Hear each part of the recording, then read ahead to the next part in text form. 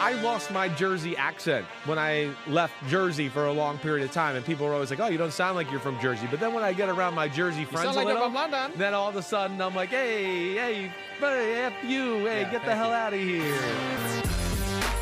Fortunately, you resisted.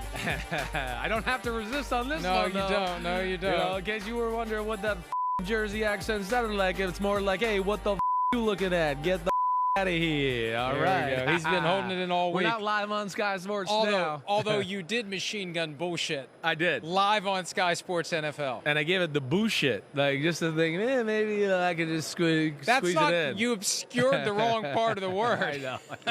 The bull's not the problem. We're having a good week, though. Chris Simms Unbuttoned, PFTPM, the Joint Mega Picks podcast for the final time this year. Man, sad. Maybe the final time ever. Who knows? Oh no! The future isn't written. That was like a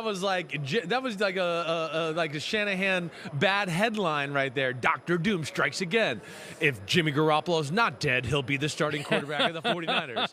If Florio and Simms are not dead, they will do more podcasts next year. There are other complications other than death that could keep it from ever happening again, but we hope it will, and we hope that it will continue. It's been how many years now since we've been doing the picks? It hasn't been. Have we been doing the picks the whole time we've been doing PFT Live together? I don't know. It all just kind of melts I think it was when I officially became full-time NBC. So this is like year 3, I think, of the Picks podcast. You know one thing I realized last night? I was doing some research on past stories as I was doing my latest copy-paste snarky comment. Right. I tripped over a video of us from 5 years ago. Oh, my gosh. You were young, right, and I was fat. You couldn't have been that fat. I was rotund. Little chunkier? I was 20 pounds heavier than I am now. Man, really? Yeah. I don't remember that. Yeah. I don't either until I watched that video. Thanks. I was young, though, huh? You had a lot more hair. A lot more hair? Yeah. Yeah, those days You're doing your best. You're doing your best to guide what's there to cover spots where it isn't. I have no spots that are not there. I mean, I have, like, my forehead's getting bigger. I'm receding hairline. I don't have that gift that you have. You got freaking Frankenstein hair over there. It's never going to move, apparently. Yeah, and it's You funny. don't even have a forehead. You got a 3-head. It's funny. It has moved some over the years. Right. And I decided at one point that I'm just going to let nature take its course. Just let it go gray. Good. Every once in a while, though, when I get out of my house where the lighting does not reveal how gray it is. Right. Like, I'll see Return here, and I'll think, hey, who's that old dude on set? Oh, shit, it's me. It's you. It is. So it has gone to another level of gray this year, but you look good. And now You're it's too pulling late. it off. It's too late to do anything about it. You can't go back. No, you look like a once fool. The gray is out of the bottle, the gray stays. Oh, you cannot undo the gray. You better not, or it'll be a long week or year for you until it wears off. Though, if oh I gosh! undergo some organic personality change next year and show up with like jet black hair. Oh. And there are a few around. It's funny. There's a few around. There's a few around. Yeah. There's a few where it's like you just like to pull the guy aside and say, dude, like you're not fooling anybody. I mean, you're 73 and your hair's jet black hair. I mean, right. Good Lord. All right. Yeah. Let's get to it before we name names. This is the PFTPM Chris Simms joint collaboration. You have been great in the playoffs.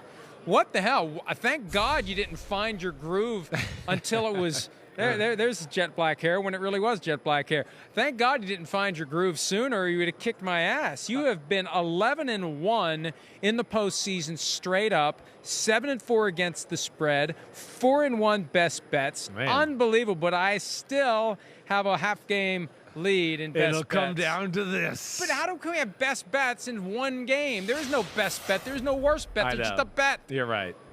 I know. So I guess you won, basically. I mean, we're gonna pick a bet who we're picking against the spread, right? Well, I think we're going to agree too. Yeah, I have a feeling we're on the same path. We spent all week together. Right. We have a pretty good idea where we're leaning on this one, we do. and that's what we're going to be doing today. All odds provided by BetMGM. Let's just get right into it. Yeah. The line started at Kansas City minus 1.5 over the Eagles. Then it went to Philadelphia minus 2.5. It is settled in at the Eagles as 1.5-point favorites. So they can't wear their dog masks. They can't call themselves underdogs. Right. They can't have a chip on their shoulder. That plays into the Chiefs' hands just like in the AFC Championship when I should have seen it coming. Now, that game could have gone either way. Of course it could have. But once it ended and they just unleashed that vitriol that made it clear they were paying attention to all the talk about Burrowhead, all the talk about the Bengals, the Chiefs were motivated by the fact that they were underdogs, and they're going to be motivated by it in this one. I would think so, right? I think if we just evaluated who's the underdog or going to have the chippiness factor of, wait, we've been disrespected here a little bit, I would certainly favor the Chiefs in that department. And this is something we've talked about a lot here during this week, right? When we're not doing our podcast, the Eagles haven't had to beat Chippy in 7 weeks, right, Mike? I mean, that's the big thing with me is just there hasn't been any battle-tested moments. It's kind of been, hey, roll out the red carpet. The Eagles are one of the best teams in football. The playoffs laid out in a way where they got to play a team that was not even in the same stratosphere as them in the Giants and divisional round. And then the Purdy thing where the Chiefs, like to what you're saying, Mike, are going to sit here and go, wait, we're underdogs. We're the team that's won the Super Bowl. We have the MVP and the best player in the league. We've been here 3 out of 4 years. Like, what the f***? I totally can see them playing that angle inside their locker room right now. And think about this. The Eagles were here 5 years ago, and they do have some common threads, but not many. Right. The Chiefs have a lot back to 2 years ago. Yeah. They have guys who know what this week is like, know what this routine is like, know what it's like to have a 25-minute halftime. Yeah. There are just advantages that come through being experienced. And you've got a guy in Patrick Mahomes who is determined to get to number 2, who is determined to carry the team as far as he possibly can. Nothing against Jalen Hurts and the Eagles, because I think the Eagles are deserving of being here. Of course. They are a great team top to bottom. What they've done defensively and offensively this year is spectacular. But to me, that the Chiefs, and having gone through difficult games to get here, and it's just, there's something about, you can see the look on Patrick Mahomes' face. There's a determination. When you combine that with his talent, it makes him unstoppable. No question. I think that's what's scary, and I think that's what, we've tried to, drill home to people during the our pro football talk show during the day, is that, the Eagles are better, but not by so much of a mark that, a great player, like a great quarterback in a quarterback league and being an all-time great player in Patrick Mahomes can't even the scales or at least even tip them into the favor of the Chiefs. That's where the game itself is fascinating. I have a hard time, these are the one reason I've done well in the playoffs and our picks here, just because these are teams people on my podcast always want to know about, right? And they're the teams that kind of were at the top of the league all year long. So I've always I got to watch that film. So I have a good feel for that. And I usually feel like I get to the time of the Super Bowl and I can pick 2 or 3 things to go, these things will determine the game. I feel like I'm in a game here this year where it's like there's 8 things. I can't even pinpoint the 1 or 2 things that I think are going to make the difference in the football game. And I think that's where it's fascinating. There's a lot of tide-turning matchups within the matchup that I think could have a big effect on the overall football game. And it's where it's kind of hard to pinpoint. Well, rattle off a few of them. I'm curious now. Yeah. What are they? Because it sounds like you've got plenty of data points you're relying upon in advance of your inevitable pick. Right. Well, I think the first thing I would just to rattle. All right, so let's start off with the Eagles offense versus the Chiefs defense, right? Do I worry about the Chiefs? And can they just hang in there and not get steamrolled by the run game that we've seen the Eagles just overpower people with? I mean, the Eagles are so good at the run that they literally will run the ball double-digit plays in a row, and the run that's coming, and you still don't stop it. So I worry about that aspect. But then I also know Steve Spagnuolo's smart. They do have pretty good depth. They got Chris Jones, who we know is the best D lineman in this, and he's creative. And I think that Spagnuolo will change up the looks along that defensive line, too, to where they can't just go, oh, wait, they're playing this, so let's get to those plays, right? I think they'll, like Joe Burrow, you got to change the coverages. This is a game where you got to go, wait, we got to change the front, so they can't expect, oh, we can get to this group of run plays here. We'll get our checks right, and we gash them no matter what. So there's that element. With the linebackers, you have to run blitz a little bit, right? I think when you play the Eagles, create some chaos. Okay, that's good, but it's also dicey. It could lead to, oh no, it's the wrong blitz against the wrong play, and now it's a huge play down the field, right? So those are just some from that element right there on that side of the ball that worry me, let alone I think the Chiefs have great man-to-man defenders. I think we saw that a little bit. And if they can get the Eagles in a passing game, man, their blitzes and coverages will be a handful. But at the same time, if they don't get him into that, I go, man, one-on-one and A.J. Brown could be scary, and the favor of the Eagles too, right? So I hope you're getting my gist here. Yes. It's like for every zig, I can make a zag comment on the other side, and I feel like I've never been in that position before in this kind of game. Well, and this just makes me convinced that at the end of the day, and we see almost every single game comes down to moments, plays, what happens here, and the impact that has on the game, what happens in this one, and who makes the play, who steps up, or is there an unlucky bounce or a bad call? Because for every bad call, there's a good call on the other side, somebody who benefits when they shouldn't have. And I hope a bad call / good call doesn't decide this game. But I could see it. I see where you're coming from. I still believe in the Chiefs. I know. But there is a path that is not implausible. I mean, the Eagles are favored for a reason. They are, when you look at position by position and stack them all up, you would say they're the better team. Right. But there are intangibles that I think make a real difference. Right. And not so much better that we just go, oh my gosh, like, I know some people are going, he's going to have the greatest game of his life. I don't think it's to that extent. Are the Chiefs going to have to play well? Is Patrick Mahomes going to have to play well? Of course, because their team runs through Patrick Mahomes. They runs through the passing game. I'm with you there too. Just then you flip it over to the other side. The great Eagles defense. They're getting pressure on everybody. That scares me, them getting pressure on Mahomes. But wait, it's a great pass-protecting line with the Chiefs, and it's Andy Reid, an ex-offensive line coach, where the blitz never really gets to them or fool them. And you're talking about the best blitz quarterback we've seen in football. So you want to bring 5? Go ahead, bring extra. Right, he's going to be like, please, take one less guy out of the area that I got to read downfield. There's that element too. And then also off of that is like, all right, well, I don't know. Will the Eagles play their normal aggressive style early in the football game? Will they take a more conservative approach and just go, we're going to play our 4-man front and play coverage and, make you work the ball down the field? But then I would say to that, and this is where it's different, I think, to our conversation of the Chiefs in the Super Bowl 2 years ago, I go, and we've hit this a lot, the Chiefs can run the ball. If you want to play coverage, and the Eagles, probably the weakest thing on their football team is their run defense. So you go, oh, you want to be conservative and do that? All right, well, yeah, you might take away some big plays, but Mahomes is better in the pocket now than he's ever been before, just taking the right read, let alone Pacheco, your favorite running back in the game right now, is a real force. So that's what I mean. There's so many little things, and it's just it's a great matchup. That's why I'm so excited. Wouldn't that be something if the Eagles dare the Chiefs to run, and they just do? I wouldn't be shocked, especially early on. I really wouldn't.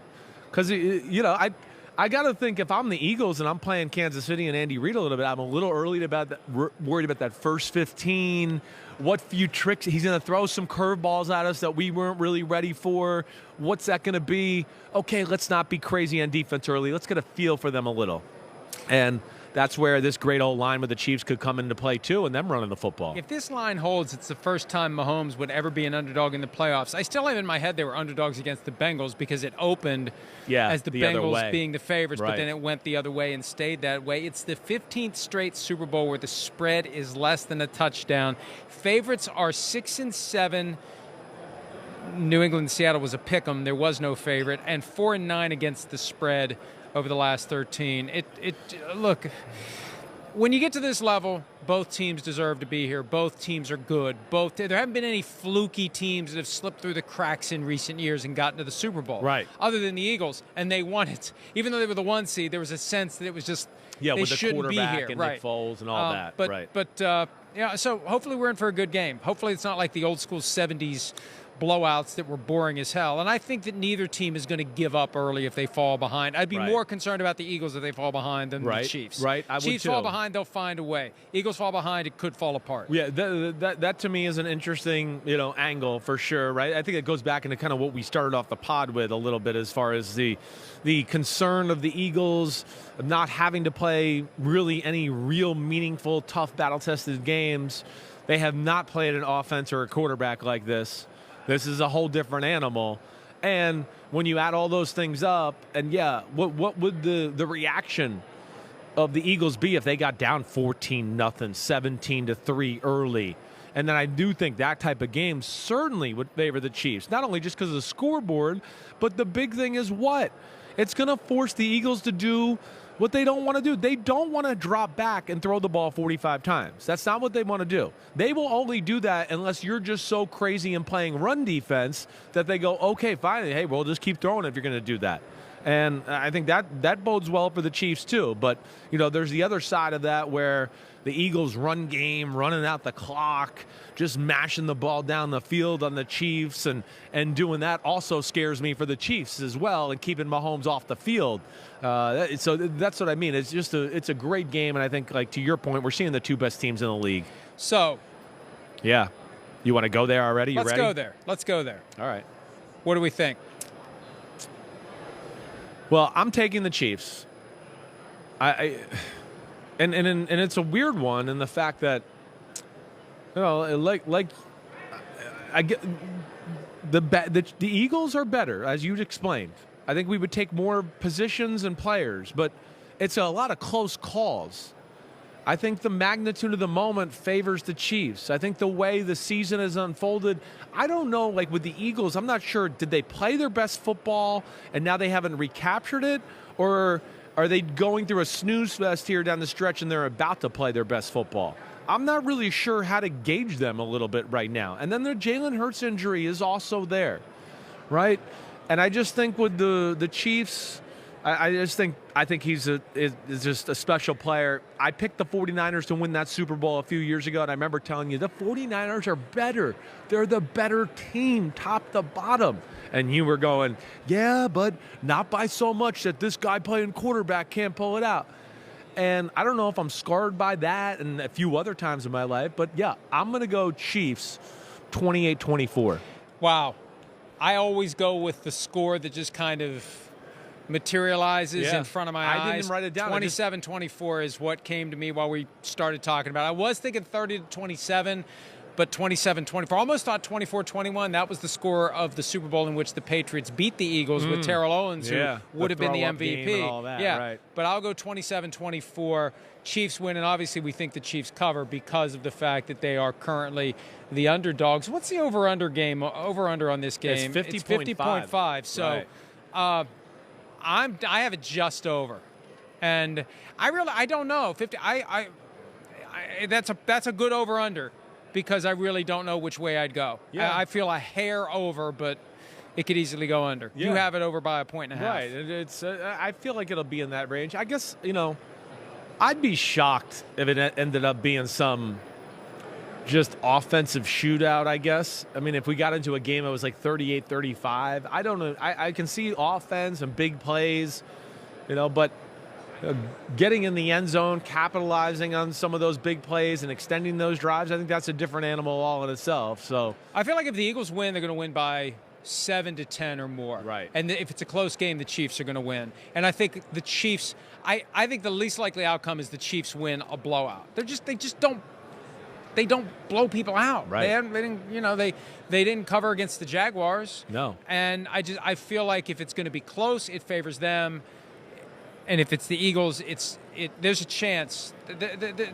We'll know early on if Mahomes can get it done. Right. If Mahomes just can't get it done against that defense, then fine, I stand corrected. All bets are off, and the Eagles win the Super Bowl. I know what you're saying. I think I hear what you're saying. You're like the Eagles win. It's they're running the ball, they're controlling the clock, they're up by a close 7. They shift it right into gear like they did. The Chiefs are in the game the whole game long, but it never feel like they're in control, and the Eagles wear you down, and that's what they've done to a lot of football teams. When the 49ers tied it up with the Christian McCaffrey touchdown, and it was 7-7, the Eagles just kind of settled in right down the field, score the touchdown, then get the ball back, score another one, and it just feels like a backbreaker. Yes. And that's what they can do to you. They can get 2 touchdowns just like that, and you're done. If the Chiefs win, it'll be the first time the regular season MVP, which undoubtedly will be Patrick Mahomes when they announce it on Thursday night, first time since Kurt Warner in 1999 for the double dip, win the MVP, win the Super Bowl. And, of course, Warner was the Super Bowl MVP and the regular season MVP. The Super Bowl, let me back up a step. The AP MVP has lost 8 straight Super Bowls during that 23 window, which is just incredible. But there it is. It's been a long, long time since 1999 season when the Rams won after Kurt Warner came out of nowhere as the replacement for Trent Green because Rodney Harrison hit him low in a preseason game. Right. And I remember thinking, what are the Rams going to do? And Dick Vermeil's going to get fired and they're going to be terrible. And off they went. Off they went. It was a special year. It certainly was. I can still remember. I was at that Super Bowl, actually, when they beat the Tennessee Titans. Pretty amazing that we haven't had the MVP win the Super Bowl in that long. It really is, especially when we always talk about, it's a quarterback league and all of that. And you're going, hey, yeah, well, okay. Hey, there's still a lot of other factors that play into this. But, another thing I think we got to be fair to bring up here, too. We hit on Jalen Hurts' shoulder a little. We don't know where that's going to be. You talked about Mahomes. The health of, Juju Smith-Schuster, not that he needs to be 100%, but certainly needs to be good enough to work some of those underneath intermediate routes. And the other guy that I look at to kind of be a key factor to the football game, and I think he really was about to be in the AFC Championship game, is Kadarius Toney. Kadarius Toney is the guy I look at. If he can be healthy for this game, that could be the guy that kind of comes out of nowhere to where we go, whoa, did Kadarius Toney have, 5 catches for 110 yards and 2 rushes for 40 yards? I think he's capable of being that kind of under-the-radar weapon for this football team. One of those guys that, again, as we talk about all the time, it can't always be a 12-play, perfect drive, surgical, and we're just doing everything right. You got to have some guys that can rip off some big plays, and that's where I feel like Kadarius Toney can be a factor. Another example of Andy Reid being willing to give that opportunity to somebody who's had struggles elsewhere. He'll embrace talent. He'll work with talent, turn it into something. And he became the guy that OBJ would have been if he had landed with the Chiefs. Now, and maybe it never would have worked there because OBJ would want the ball more, et cetera, et cetera. That's the great thing about the Chiefs right now, that culture. There's nobody complaining for the ball publicly or privately. Last year, it wasn't public. It was private with Tyreek Hill. This year, they're all content with the roles. We talked about that earlier in the week, and I just think it makes a huge difference for the I was distracted. There's Tuco Salamanca from Breaking Bad. Yeah. Sorry, I couldn't. I usually don't lose my concentration, but you never know when you're going to get your brains bashed in by Tuco as he slips by. Yes. Not to be confused with Tuco Ramirez from The Good, Bad, the Bad, and the Ugly. Well, two I great know. Tucos in American. I remember him more from a movie, and I'm blanking on the movie right now. I want to say it's the Denzel Washington movie, right? Training Day, where he goes, "You never had your shit pushed in, man. You never had your shit pushed in." Okay. You brought me down that row, and I'm going there. All right, Don't get nervous. you. There goes Demario Davis. He might whoop your ass, too. Yeah, but that was something. It's just weird. Well, you expect to see football players and coaches here. You don't expect to see Tuco when you see a movie from Breaking star, Bad. a music star, you're like, oh, man, that's awesome. Look at that person. Right. All right, well, we're going to take a break and start looking around for more people that we will recognize, or maybe we won't. Who knows? Oh, we're not taking a break. No, we're saying goodbye. We're ending the podcast. Goodbye. This is a podcast. Tomorrow we're going to do there's no props. commercial breaks on a podcast. We're going to do props with Jay Croucher and Matthew Berry. Yeah. You are. I'm not. No, you your ass is here too. Okay, I'm not. that's I'm right. I'm going to be hanging with Tuco tomorrow. It's an NBC BetMGM extravagant collaboration. You better be there. Prop bets coming tomorrow. See you tomorrow, and also PFT Live will be here again Thursday and Friday. Thanks for some of your time. We'll see you soon. See ya.